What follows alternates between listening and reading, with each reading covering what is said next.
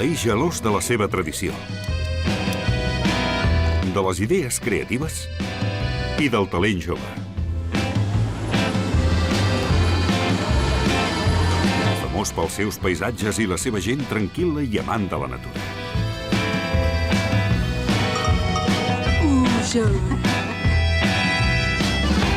Diversa i plena de color. Així és Suïssa. El gran viatge per Suïssa, del Jura a Valais.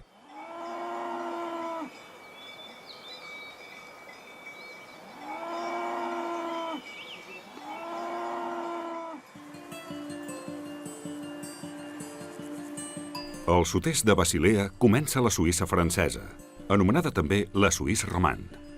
Al nord hi trobem la regió de Franche-Montagne. Antigament, en aquest altiplà hi havia cavalls salvatges. Avui, la Freiberger és l'última raça de cavall suïssa.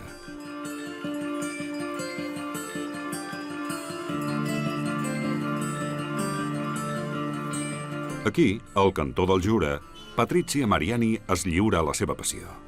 Salvador! Vine aquí, Salvador! Salvador!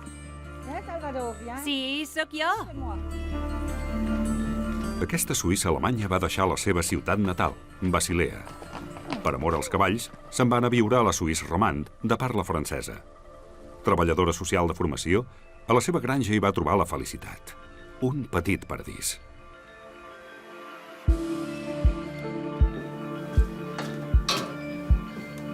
La Patrizia practica la doma natural, un mètode molt respectuós amb els cavalls. I en tenia prou d'aquell estil de doma més aviat militar. En el món eqüestre, sovint es vol imposar tot per la força. I vaig pensar que seria bonic que molts propietaris de cavalls o molts genets poguessin treballar més a partir de la confiança i sobretot de la no violència. La doma comença a peu de terra. Es tracta, en primer lloc, d'entendre el llenguatge corporal del cavall.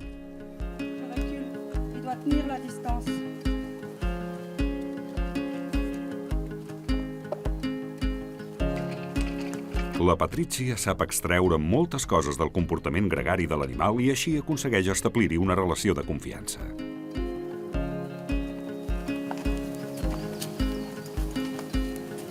Un exercici que s'ha de practicar abans de fer-hi qualsevol passejada.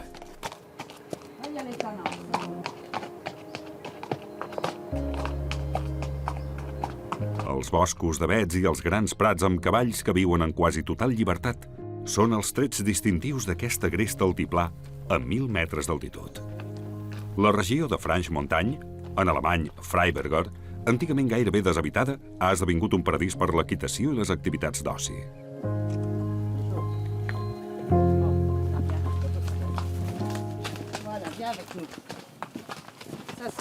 La Patrizia no es pot imaginar un lloc més bonic que aquest. A la Suïssa romande, on viuen els suïssos francòfons, hi troben més tranquil·litat i més espai. He viscut molt temps a Basilea i he viatjat molt, però vaig decidir de venir a viure aquí. Pots contemplar l'amplitud del cel, i hi ha espai, i per mi realment és el país dels cavalls. Aquí encara es pot tenir una certa llibertat i el paisatge és senzillament magnífic. Ja no m'agraden els llocs atapeïts i plens de cotxes. Trobo que aquest és un dels pocs llocs de Suïssa on encara es pot tenir aquesta llibertat. Paral·lelament a la seva feina com a treballadora social, la Patrizia també és hipoterapeuta. Més endavant, aquest poltre femella, la Mia, serà un cavall de teràpia. És molt tranquil·la i penso que serà un bon cavall de teràpia. No havia criat mai cap cavall des del seu naixement. Al principi, un poltre sempre és una mena de caixa negra per obrir, però aquest el conec des del primer segon. Sempre em segueix per tot arreu i això realment és un regal.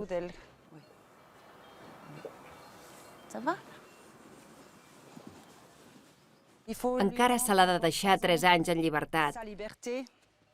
Que es mogui per allà baix o per on li vingui de gust. I aquest sempre vol que la grati aquí. Oi, Dixie?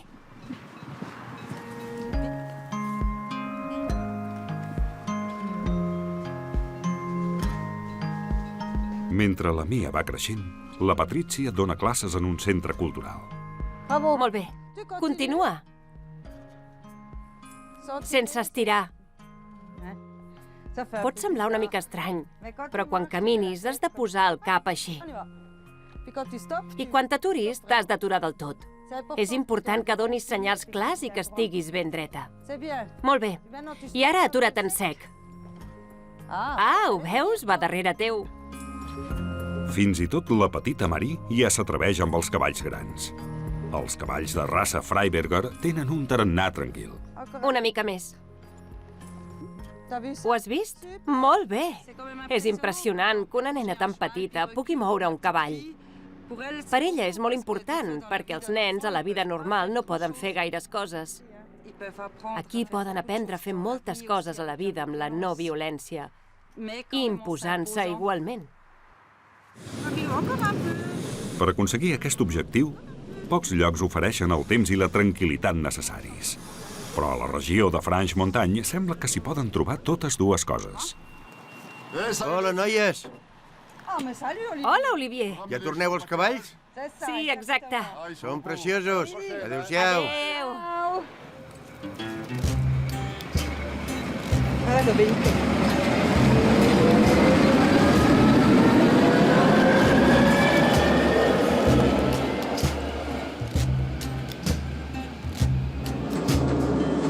Olivier Lider és conductor i revisor de la línia de ferrocarril del Jura, amb trens d'entre 2 i 5 vagons. Diverses vegades al dia fa un recorregut de tot just 20 quilòmetres amb el seu trenet vermell, com li agrada denominar-lo en to de broma.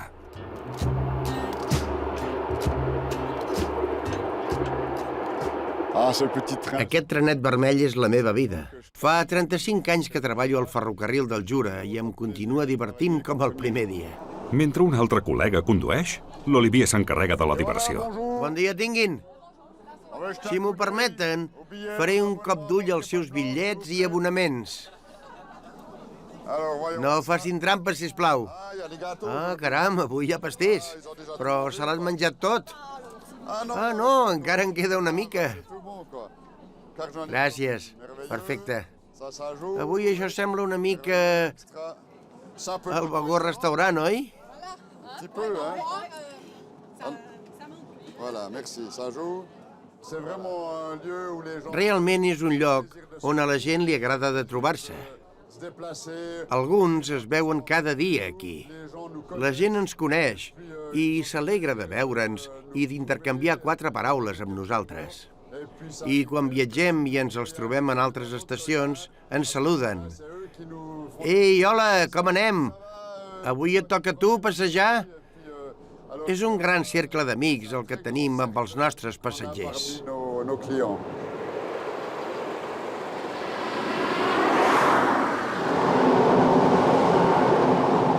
Alors ça, c'est vraiment... És una professió esplèndida. On sillonne les Recorrem tot Franche-Montagne, que és una terra que m'encanta.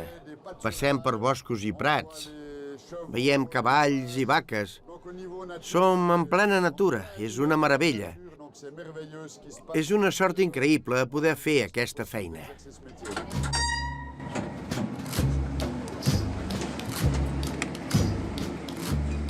Ei, Amanda, no t'oblidis dels tangues, eh? L'Olivier s'estima tothom. I tothom s'estima l'Olivier. Ah, ici, c'est une région. S'ha de dir també que aquesta regió és a 1.000 metres. Les hivers, Els hiverns són rigorosos les printemps, i a la primavera hi plou força. que pour vivre ici en haut, c'est pas No sempre és fàcil viure aquí dalt. Has de tenir un caràcter ferm per aguantar el mal temps. tous ces mauvais temps, quoi. Ils disent, moi, faut que... Hi ha qui diu que som tossuts, Je sais aussi que... però quan es parla dels cavalls d'aquesta terra, es diu que són francs i lleials. I trobo que això també és aplicable a la seva gent, perquè duen el cor a la mà. Avui, dissabte, l'antic tren de vapor ha sortit a passejar. Com sempre, és tot un esdeveniment per grans i petits. Saben divertir-se, els habitants de Franche-Montagne.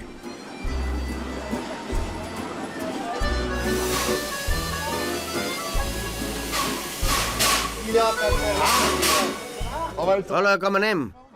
Sí, perfecte. Hi ha molt de moviment, Uns es queden meravellats amb la vella locomotora. D'altres es delecten en els records del passat. El meu avi va començar a treballar en aquesta companyia el 1919 i cada vegada que faig el trajecte de la línia encara penso una mica en el meu avi. Era un home a qui estimava molt. Amb el meu avi sovint viatjàvem en tren. Se m'enduia, descobríem les locomotores, la xarxa del ferrocarril i els seus amics dalt del tren. I jo tenia la sort de poder anar a la cabina, al costat del mecànic, sentir el tren, els sorolls típics, i a vegades m'adormia a la cabina. I el meu avi m'havia de portar a casa a coll.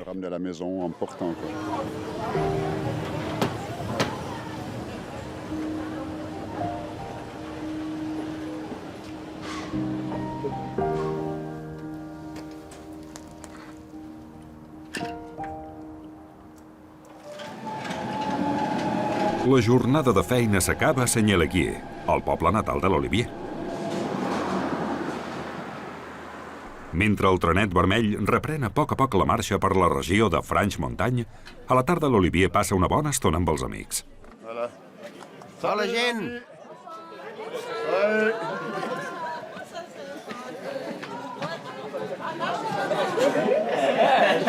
Al seu bar, en Jérôme, mestre cerveser, serveix cervesa de fabricació pròpia.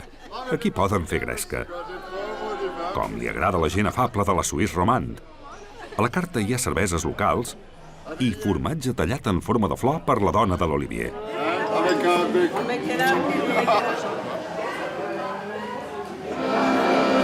On y va, attention, ça commence.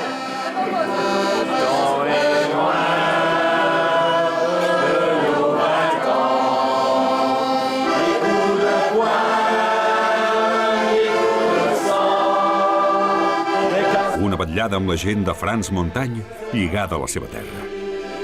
Joves i grans al voltant d'una mateixa taula. Estar plegats. Això és l'important per ells. Els joves tampoc no solen anar-se'n d'aquí.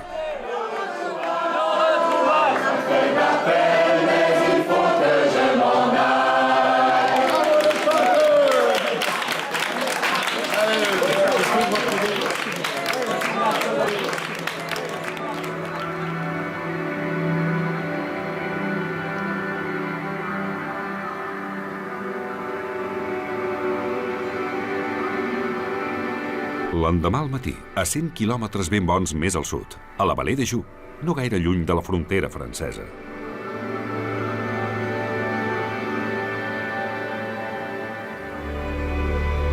En aquesta apartada vall de muntanya, a la serralada del Jura, al cantó de Pau, també hi trobem un entorn natural gairebé intacte. I tradicions.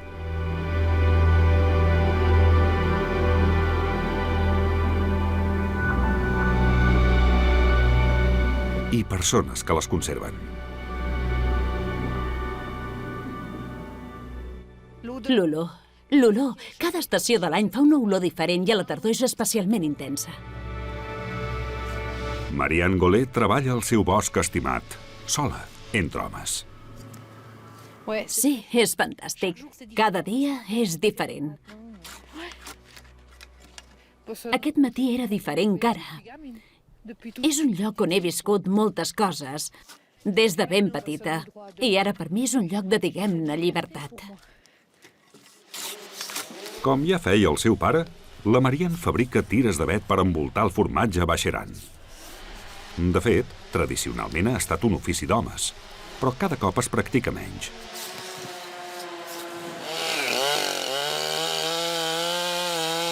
Antigament, de la fabricació d'aquestes tires o cintes d'avet se n'encarregaven els llenyataires. Ara sovint s'importen de l'est d'Europa. Però els habitants de la Vallée de Joux donen una gran importància a la tradició i prefereixen els productes autòctons.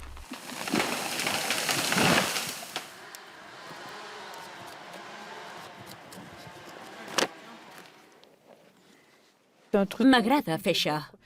Vaig pensar que ho deixaria al cap d'uns 10 anys. I mira, ja en fa 18. Abans ho feia més aviat, com se sol dir, per fer una mica més de caixa, per pagar els estudis dels meus 2 fills. Ara ja fan la seva vida i s'han independitzat, però jo continuo. 10 quilòmetres més enllà, al poblet minúscul de La Séché, feinegen des de fa hores. Daniel Mañenà, amiga de la Marianne, prepara el baixeran Mont d'Or, pel qual es necessiten les tires d'escorça de vet. És delicat. El granulat és fràgil. S'ha de fer un treball realment manual i, sobretot, amb tranquil·litat. De les tan sols 4 formatgeries que queden a la vall, la de la Daniel és la més petita i la més antiga. Fa gairebé 200 anys, la gent, a les pastures, a les seves casetes, feien sobretot formatge dur. I al final de l'estiu, quan les vaques ja no donaven tanta llet, començaven a produir el baixeran Mont d'Or, un formatge una mica més petit. De setembre a març s'elabora aquest formatge tou que rep el nom de Mont d'Or, la muntanya més alta del Jura. La Marí, espanyola, està aprenent l'ofici. Ha vingut a viure a aquesta vall agresta per amor. Tot just s'acaba d'instal·lar aquí. És important saber produir baixeran. Ja no hi ha gaire gent que en sàpiga. Soc l'espanyola més suïssa que hi ha. Això mateix. Ara s'han de col·locar les tires d'escorça de vet. Serveixen per mantenir la forma de la massa tova i, un cop madurat, confereixen al formatge la seva aroma inconfusible. És un autèntic producte dels Combier, que és com s'anomenen els habitants de la vall. Jo sóc d'aquí, de la vall. No podria viure enlloc més. No, sóc un autèntic producte Combier. Vivim a 2 passes de la natura. Tenim el llac i les diverses estacions de l'any. Sí, això és casa nostra.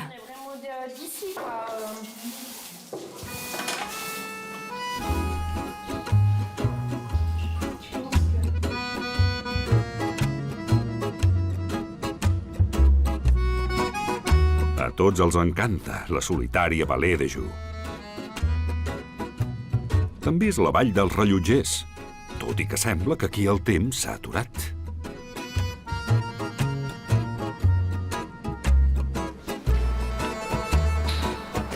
A la tarda arriben les provisions del bosc.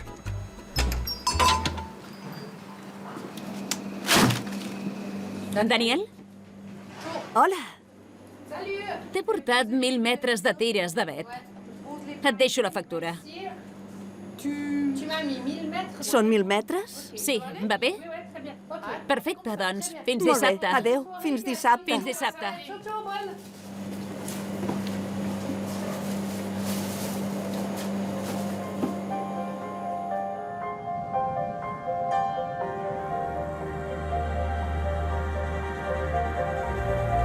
Uns 50 quilòmetres a l'est, al llac Léman o de Ginebra, Suïssa mostra un rostre totalment diferent. L'encant del sud es troba amb el paisatge alpí. El tram entre Lausana i Montreux és el més bonic. Aquí s'estén la regió vinícola del Lavaux, una de les més espectaculars d'Europa, declarada Patrimoni Cultural de la Humanitat per la UNESCO. El vi blanc escumós amb Chasselas s'ha fet un nom en el panorama internacional. Louis-Philippe Bobart és vinicultor de 10a generació. L'anomenen el gran senyor del Chasselas i practica en bona part una agricultura biodinàmica. A la tardor, recorre les vinyes diàriament per trobar el moment idoni per fer la collita. És el moment determinant pel vi, perquè quan el raïm és de bona qualitat, es fa bon vi. Així de senzill. Podem observar el grau de maduració del raïm. Primer ens fixem en les llavors. Després, en el gruix de la pellofa. I després en tastem el suc.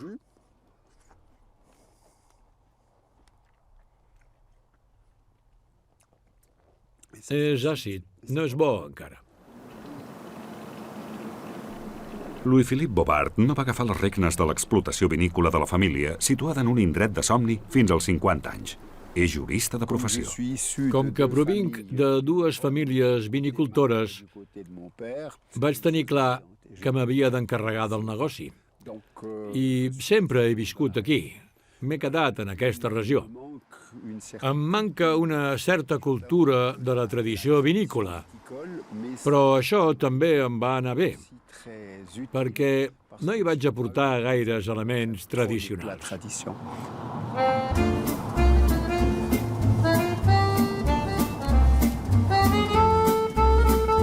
A l'anomenada Riviera Suïssa, mantenir aquestes precioses vinyes a les mans de la família no resulta difícil. Però Louis-Philippe Bobart es va atrevir a dur a terme un experiment en aquestes feixes de 800 anys d'antiguitat i va convertir un simple vi de taula en un vi de categoria mundial. Al poble veí de Saint-Saphoran hi treballa Jérôme Quéveda. Aquest nouvingut al gremi és un dels millors sommeliers de Suïssa. Quina bona olor. Sí, molt bona.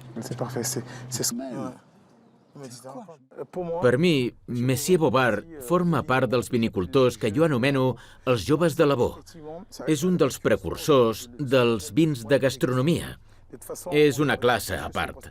Considero que s'ha orientat decididament cap als vins de futur.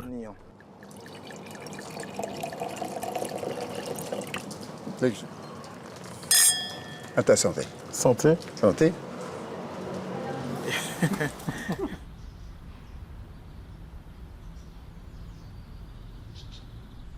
Damunt del pintoresc poble de Ribàs hi ha una vinya que és un gran motiu d'orgull per Messier Bobart. Un banc de plantes amb diverses varietats de cep de Chasselas. Se n'ocupa conjuntament amb el seu col·lega Pierre Monachon. Hola, Pierre, com anem?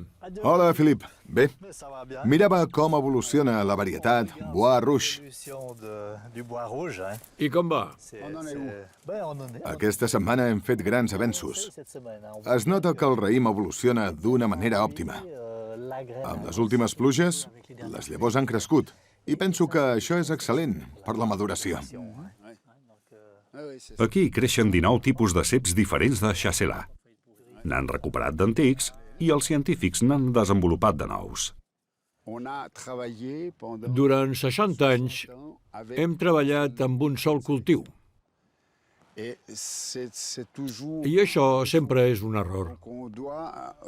Ara hem de mirar de millorar la situació, perquè el vi s'adapti als canvis climàtics, però també als canvis en els gustos dels consumidors. Així doncs, després d'un període molt llarg de monocultiu, tornem a una diversificació. A aquest vinicultor de 84 anys no li falten ganes d'experimentar. Soc un outsider i no m'agrada fer les coses com les fan els altres. Sempre intento mirar cap al futur. Per això, sempre penso en una metàfora que em va transmetre el meu pare. Sempre em deia, mentre el teu vaixell navegui més ràpid que el corrent, podràs decidir cap on vas. I aquest és un dels motius pels quals duc gorra. És una gorra de capità, dels mariners de l'Elba. Voilà.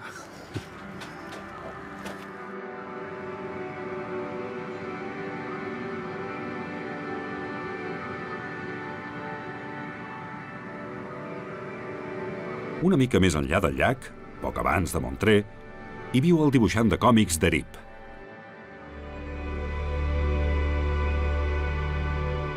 Sovint treballa 12 hores diàries al seu estudi de La Tour de Pales.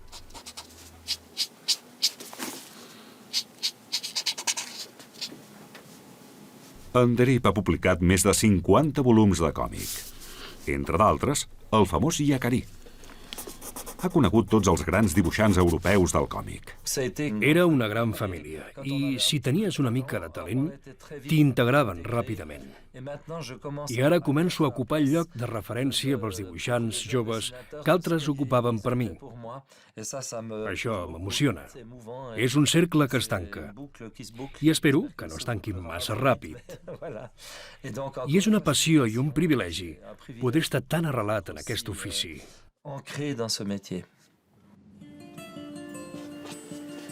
En Derip toca molts temes de crítica social, però aquests últims anys també l'atrauen els continguts amb un punt de localisme.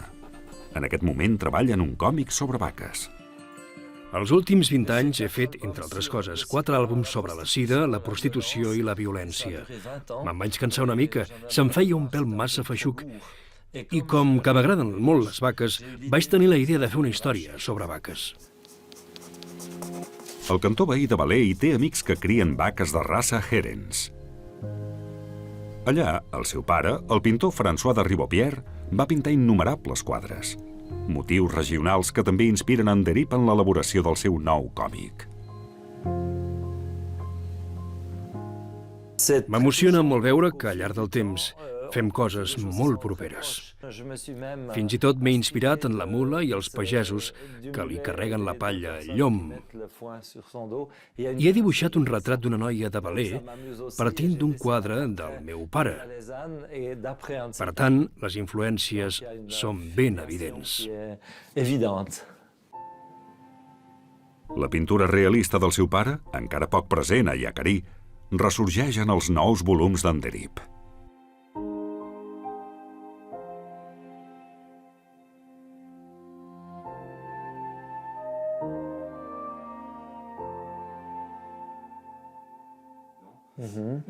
La història familiar segueix el seu curs. La seva dona i autora de llibres infantils, Dominique de Ribeaupierre, li fa de lectora.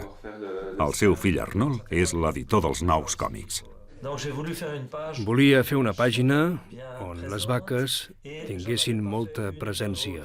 El nou còmic narra la història de les vaques de raça Herens que es crien a Valais. Cada any s'enfronten en diverses lluites de vaques. Doncs escanejarem aquesta pàgina perquè després la puguis acolorir. L'oficina de l'editorial és a només uns quilòmetres, a Montreux, a l'extrem oriental del llac Léman. Aquesta ciutat amb un festival de jazz llegendari va atraure, ja al segle XIX, nobles i intel·lectuals.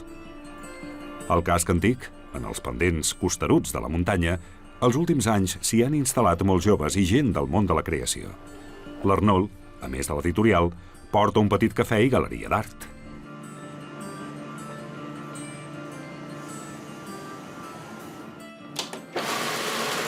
La pàgina 5 ja és a punt per a la fase següent, l'acoloriment. Ui, sí. En paper queda genial. En Derip encara ha de dibuixar moltes escenes més de les muntanyes de Valais. En comptes de basar-me en fotos, m'agradaria dibuixar-les directament. Però això dependrà una mica de la feina d'aquí baix. Tinc pendents diverses publicacions amb les respectives sessions per firmar llibres i xerrar amb el públic. M'encantaria poder tornar allà dalt, gaudir de la tranquil·litat i dibuixar allà les escenes que tenen lloc allà mateix.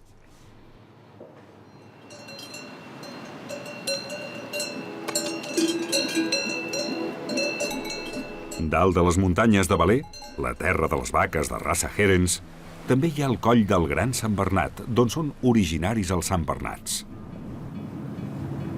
A l'antiga hostatgeria, on els monjos criaven aquests grans gossos de salvament d'alta muntanya, avui té la seva segona seu la Fundació Barry.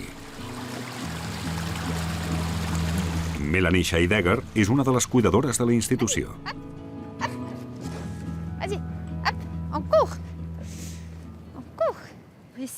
Aquí el temps pot canviar en qualsevol moment. Hem d'estar preparats per tot. Per això tenim els armaris plens de roba d'hivern, però també de crema solar. La Melanie té cura dels descendents del famós Barry, un Sant Bernat que fa uns 200 anys va salvar 40 vides en aquest pas fronterer amb Itàlia. Ara aquesta tasca la realitzen els helicòpters. La Venda i els seus congèneres han d'estar actius. Quan fa mal temps, també. Busca la pilota. Molt bé, Pussa. I ara a la cistella. Així. És una raça que sempre m'ha encantat. Quan era molt petita, els meus pares tenien Sant Bernats. I des de llavors, cada vegada que veia un Sant Bernat, buscava tenir-hi contacte. No m'hauria imaginat mai que un dia tindria la sort de treballar amb aquests gossos. Però ara sóc aquí i gaudeixo moltíssim de la feina. És una raça fantàstica. A la tarda, uns quants excursionistes s'han apuntat a una sortida. Hola, parlen tots francès? Bé, doncs faré la traducció en les dues llengües. Els presento els gossos que avui ens acompanyaran. Tenim el Joy, 3 anys, la del mig, la de pèl llarg, és la Gypsy, té 4 anys, i l'Oxane, que té 3 anys i mig. Ho han entès tot fins ara? Ara farem una excursió d'entre 1 hora i mitja i 2 hores. Anirem cap allà dalt fins als 3 llacs petits i tornarem a baixar per darrere.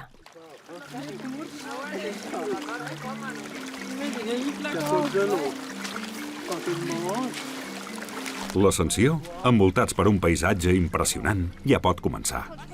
Sempre és un moment important per als turistes, però també per als autòctons que venen a visitar els gossos que han apadrinat. Amb la seva assistència, donen suport a la cria d'aquests gegants amants dels nens.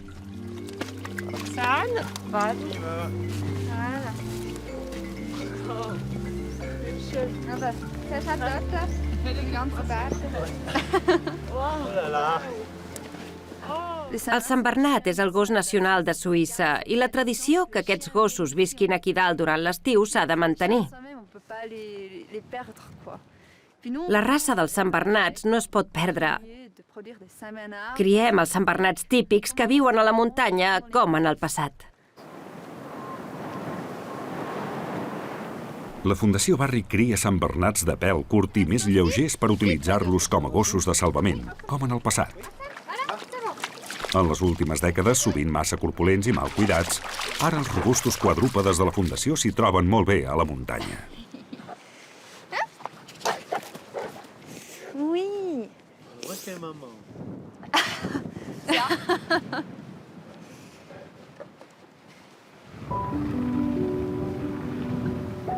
Cap al vespre, no queda gairebé ningú al coll. Tret de la Melanie, que passarà la nit aquí dalt amb els gossos. No hauria somiat mai que un dia treballaria envoltada d'un paisatge tan extraordinari com aquest. Les muntanyes, la natura, la seva bellesa a vegades et deixa sense alè. El temps pot canviar com avui, que d'una banda ve mal temps, però llavors canvia de cop i queda un dia preciós, extraordinari. Sempre és una meravella ser aquí.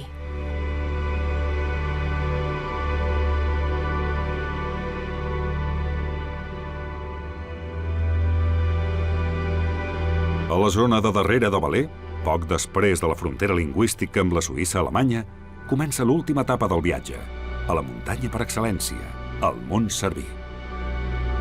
4.478 metres té aquest cim llegendari que venen a veure, o fins i tot a escalar, turistes d'arreu del món.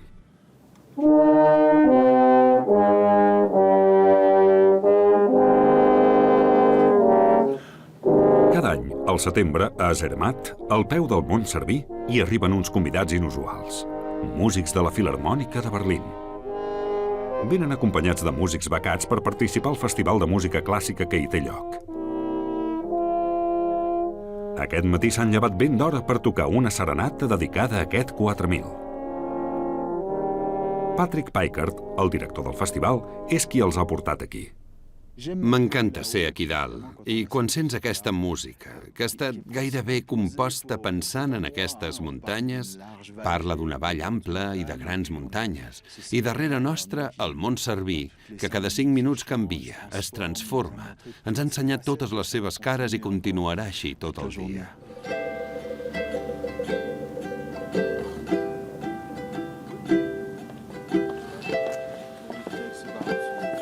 La Sharun Ensemble, formada per 10 músics de la prestigiosa Filharmònica de Berlín, ha donat vida al festival.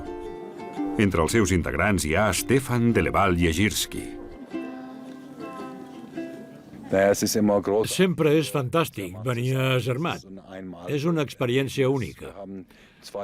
L'any 2002 vam iniciar un projecte pilot a Riffelalp i ens vam engrescar tant que vam voler organitzar com fos un festival aquí dalt. I ens alegra molt que els últims anys l'haguem fet cada any. Cada vegada funcionem millor i aquest any és millor que mai. Zermatt, situada a la capçalera de la vall del mateix nom, és una població extraordinàriament turística, però els seus habitants també en mantenen la personalitat. En aquest poble, a 1.600 metres d'altitud, la tradició continua viva. La circulació de cotxes hi està prohibida des de fa més de 50 anys.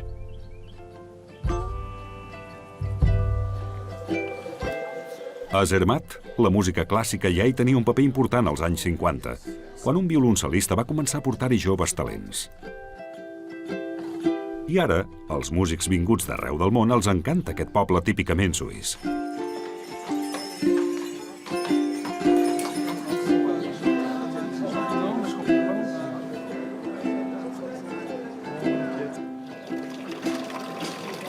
Aquest matí té lloc a l'església l'assaig general del gran concert de clausura del vespre, el doble concert de Brahms.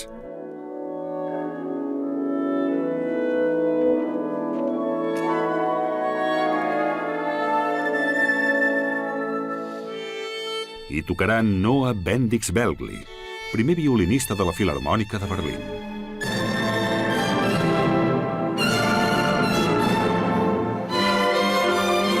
Mentre els músics s'esforcen per oferir un final al màxim nivell possible, a Patrick Peikert li fan mal als peus de tant caminar.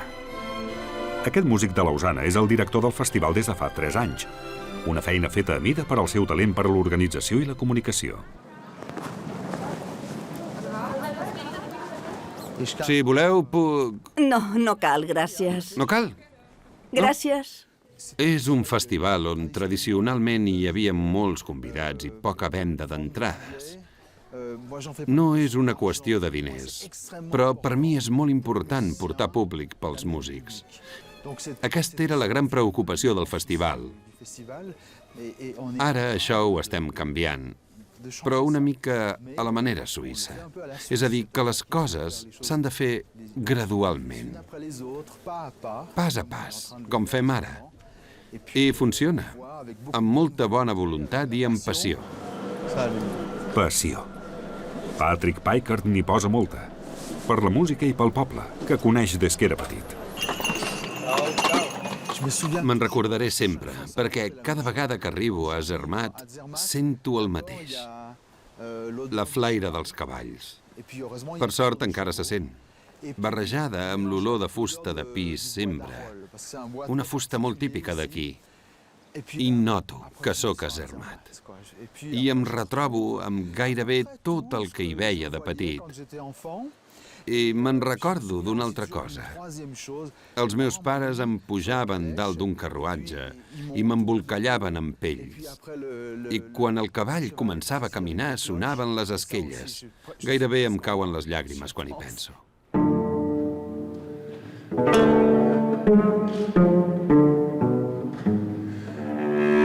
La música, el poble, però també la promoció dels joves talents són importantíssims per Patrick Peikert.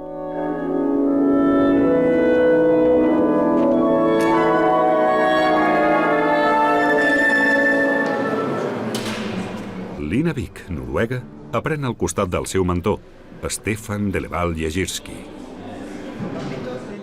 Quan em van comunicar que podria tocar aquí, em vaig sentir molt feliç. No sabia ben bé com seria. Només havia sentit a dir que Zermatt era preciós i que el menjar era boníssim. I estar amb els músics de la Filharmònica. Sí, és molt especial poder tocar amb ells aquí. Ens diverteix poder fer créixer el talent dels joves. Els podem transmetre les nostres experiències. Per exemple, si algú s'equivoca de nota durant el concert, la gent no sap qui ha sigut. Però si llavors fa que no amb el cap, tothom ho sap qui ha sigut. Amb aquestes coses, amb aquests petits detalls, podem ajudar els joves perquè aprenguin com s'han de comportar en un concert com a professionals. Han de saber posar cara de circumstàncies. A la tarda, el temps canvia de cop. El Montserví ha quedat completament tapat. Aquest paradís dels alpinistes, conegut pel sol que hi fa, mostra una cara totalment diferent.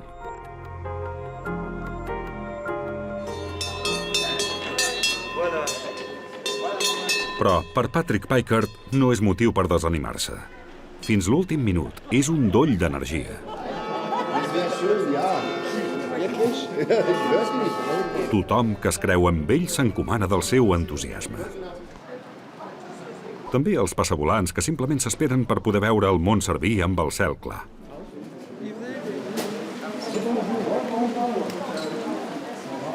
Llavors, just quan ha de començar el concert, es posa a ploure.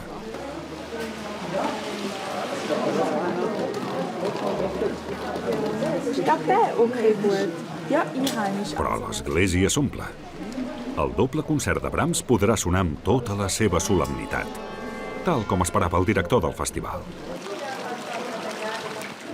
No hi ha gaires peces que hagin estat compostes a Suïssa, però aquesta obra va ser composta a menys de 100 quilòmetres d'aquí, en una regió alpina, entre Thun i Interlaken, on a Brahms li agradava passar l'estiu. Allà també va compondre sonates per a violí i aquest meravellós doble concert.